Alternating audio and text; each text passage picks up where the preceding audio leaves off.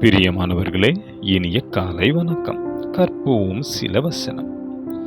நாம் காலையிலே எழும்பொழுது அநேக யோசனைகளோடும் அல்லது அநேக கவலைகளோடும் ஒரு சில நாட்களில் எழுவதுண்டு.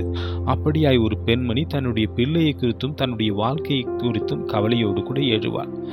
அதற்காய் துவங்கப்பட்ட ஒரு சிறிய கடை, அந்த கடையிலே எந்த வியாபாரம் இல்லாமல் மிகவும் அவள் வருத்தம் கொண்டிருந்தாள். அந்த வழியிலே செல்கிறவர்கள் கூட இந்த கடையை மூடிவிட்டு வேறு ஏதாவது வேலையை பாரமா என்று சொல்லுவார்கள். ஆனால் அவள் தோய்வின்றி அந்த வியாபாரத்தை பார்க்க தொடங்கினாள். அனுதினமும் முழங்கால் படித்து தேவ சமூகத்திலே காத்திருந்தாள். ஒரு நாள் அவள் வைத்திருந்த கடைக்கு அருகிலே ஒரு கம்பெனி திறக்கப்பட்டது.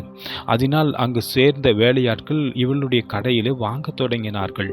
பிற்பாடு வியாபாரம் செழித்தது, லாபமும் பெருகினது.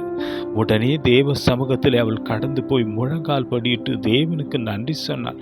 என்னையும் என்னுடைய பிள்ளைகளையும் காத்துக்கொள்வதற்கு நீர் ஒரு வழிவாசலை திறந்து கொடுத்தீரே, நன்றி ஆண்டவரே என்று சொல்லி. ஆம் பிரியமானவர்களே, ஏசாயா 30:18 சொல்லுகிறது, ஆனாலும் உங்களுக்கு இறங்கும்படி கர்த்தர் காத்திருப்பார், உன்மேல் மனதுருகும்படி எழுந்திருப்பார்.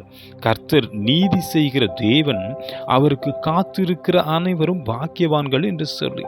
ஆகையினால இந்த வசனத்தை உணர்ந்த அந்த பெண்மணி முழங்கால் படியிட்டு தேவ சமூகத்தில் என்ன சொன்னால் தெரியுமா?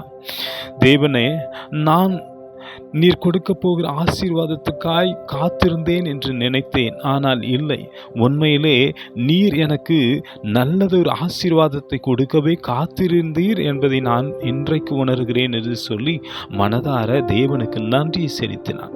நாமும் கூட இப்படிப்பட்ட காத்திருப்பில் தரித்திருப்போம்.